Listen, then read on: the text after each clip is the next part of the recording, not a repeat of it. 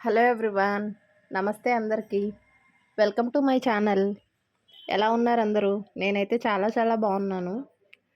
పెద్ద తిరుపతి అనగానే మనకు గుర్తొచ్చేది స్వామివారి దర్శనం, ఆ తర్వాత లడ్డూ ప్రసాదం.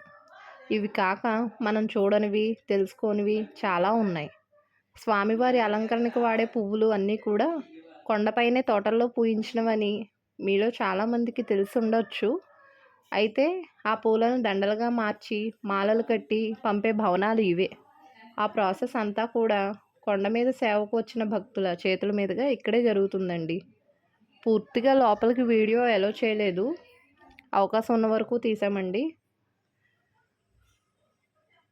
లోపలికి రానివ్వట్లేదు. అప్పటికి ఉదయం మార్నింగే 10 గంటలకి స్టార్ట్ అవుతుంది ఈ ప్రాసెస్ అంతా కూడా. అందరూ సిద్ధమవుతున్నారు. ఇలా చుట్టుపక్కల 4-5 భవనాలు ఉన్నాయి అన్నమాట. ఈ భవనాల్లో సేవకు వచ్చిన ఆడవాళ్ళందరూ కూడా మాలలు కట్టేసి స్వామివారి అలంకరణకు పంపిస్తారు. ఇది బయట చుట్టూరా పార్క్ టైప్ ఉంటుందండి. చాలా ఆహ్లాదకరంగా ఉంటుంది వాతావరణం. అయితే ఎటువైపు చూసినా ప్రశాంతంగానే అనిపిస్తుంది ఈ ప్రకృతి అంతాను. స్వామి దయ.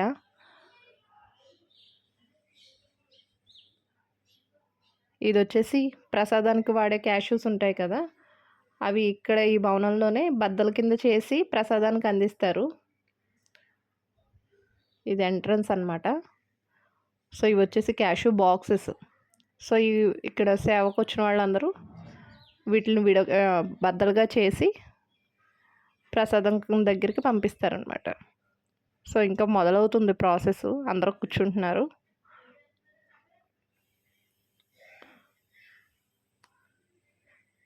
కొండపైన భక్తులు ఒక ఎత్తు అయితే, ఇక్కడికి సేవకు వచ్చే భక్తులు ఒక ఎత్తండి. 7 కొండలవాడి దర్శనం 7 జన్మల పుణ్యఫలం.